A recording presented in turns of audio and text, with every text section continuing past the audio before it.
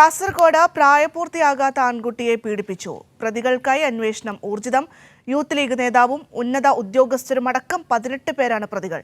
8 പേർ പോലീസിന്റെ പിടിയിലായി. ഡേറ്റിംഗ് ആപ്പ് വഴി കുട്ടിയുമായി ബന്ധം സ്ഥാപിച്ചാണ് പീഡനത്തിന് ഇരയാക്കിയത്.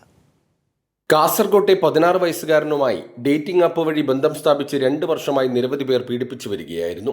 കാസർഗോഡ് ജില്ലയിലെ വിവിധ സ്ഥലങ്ങളിലും ജില്ലയ്ക്ക് പുറത്തുമെത്തിച്ചാണ് പ്രതികൾ ആൺകുട്ടിയെ പീഡിപ്പിച്ചത്.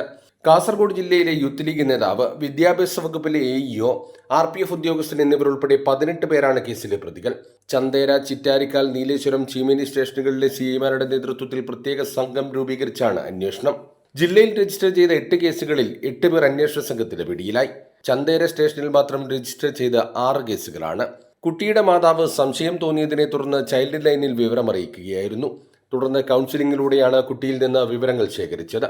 വിദ്യാർത്ഥിയുടെ മൊബൈൽ ഫോൺ പരിശോധിച്ചതിൽ നിന്ന് ഡേറ്റിംഗ് ആപ്പ് ഉപയോഗിക്കുന്നതായി കണ്ടെത്തി. കുട്ടി പ്രതികളുടെ വലയിലകപ്പെട്ടത് ഗ്രിൻഡർ എന്ന ആപ്പ് വഴിയാണെന്ന് വ്യക്തമായി. 18 വയസ്സായെന്ന് രേഖപ്പെടുത്തിയാണ് കുട്ടി ആപ്പ് ഉപയോഗിച്ചത്. ഏജന്റ് മുഖേനയാണ് പ്രതികൾ കുട്ടിക്കടുത്തെത്തിയത്. മൊബൈൽ ആപ്പും ഗൂഗിൾ പേ വഴിയുള്ള ഇടപാടുകളും പരിശോധിച്ചാണ് അന്വേഷണം.